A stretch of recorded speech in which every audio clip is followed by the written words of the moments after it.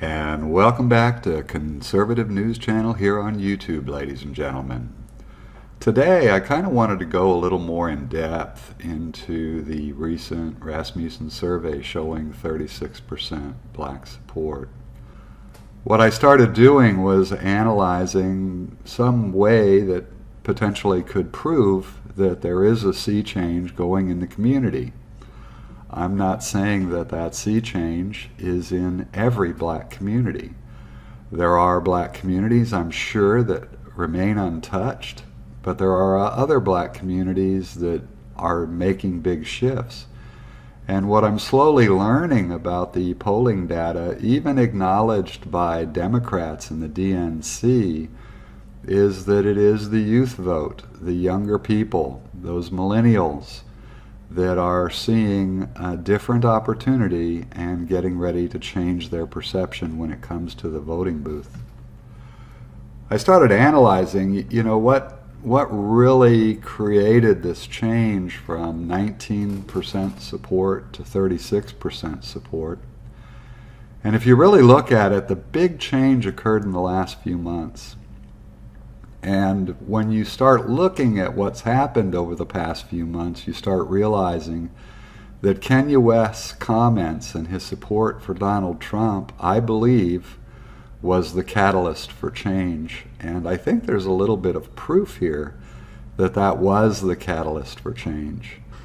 A lot of times, much like the walk-away movement, people need to know that what they're doing is okay. And Kanye West basically said to the black community, it is okay to leave the plantation. It is okay to go ahead and make another route, to try a different life.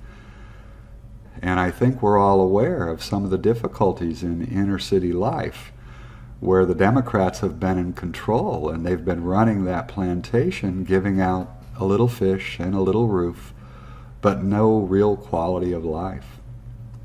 So how can we quantify that Kanye West was the start of a new beginning in the community? Well, let's take a look at his last album, just came out.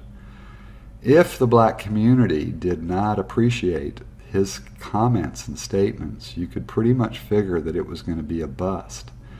And instead, it turned out to be like a bottle of water in the middle of the desert. A lot of starving people rushed for it and drank from the bottle.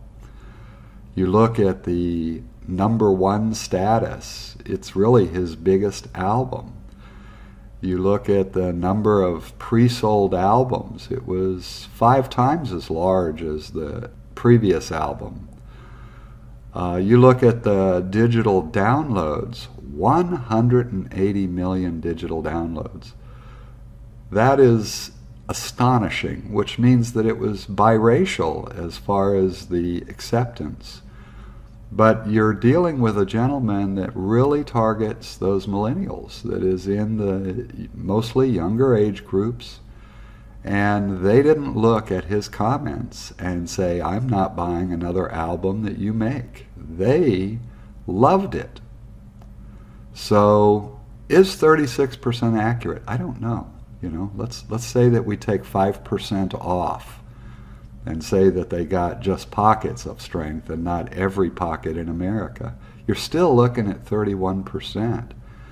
And the reason it's going to be devastating to the Democratic Party come November is you have to appreciate that in most of the African American districts, especially in red states, they own the whole district. But when you go into other states where the Democrats did the redistricting, what they always do is they break up that minority population and grab Republicans in the suburbs to try to increase their numerical impact on the election so that they can gain more seats.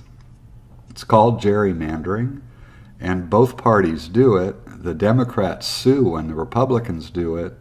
The Republicans just let the Democrats do it and don't sue because it's just been going on forever.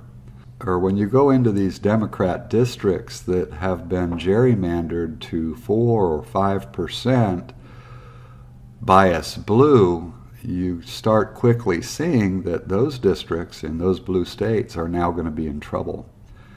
If the phenomenon is taking place there, I'm thinking that it is. For 36%, it has to be broad-based. The question is, what percentage of them are going to come and vote, and or will they just stay home? That we won't know till November. You got to keep in mind that a stay-home vote is a -1 for the Democrat. A party switch is a +2 for the Republican, because the Democrats will drop from 10 to 9, and the Republicans will go from 10 to 11. So it's stronger when it's a party switch. But that's really only going to be understood come November, and we're going to see how many places this affects. But one of the biggest places that it does affect and will affect Democrats in the years to come, if this continues, is statewide races, governor's mansions, Senate.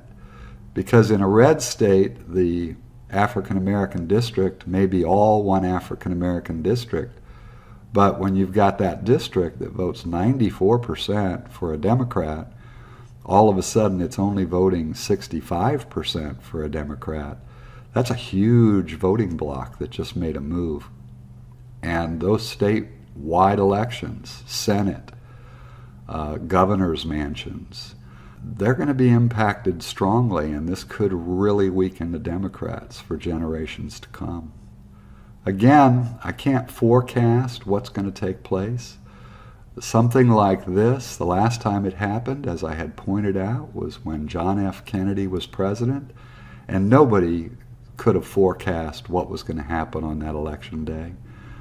And I think we're in the same boat this time. It's only happened once in the last 100 years, and we won't know the full effect until the day after the elections are over and we see what damage is done to the Democratic Party. A sea change is coming, ladies and gentlemen. MAGA is winning. I'm not tired of winning. I hope you're not either. So don't let the media depress you. Get out to the polls. That's what's important. Before you say goodbye, I hope you'll take the time to like and subscribe. We are new here at YouTube in politics, but we're not going anywhere. So the more people come, the happier we and you will be.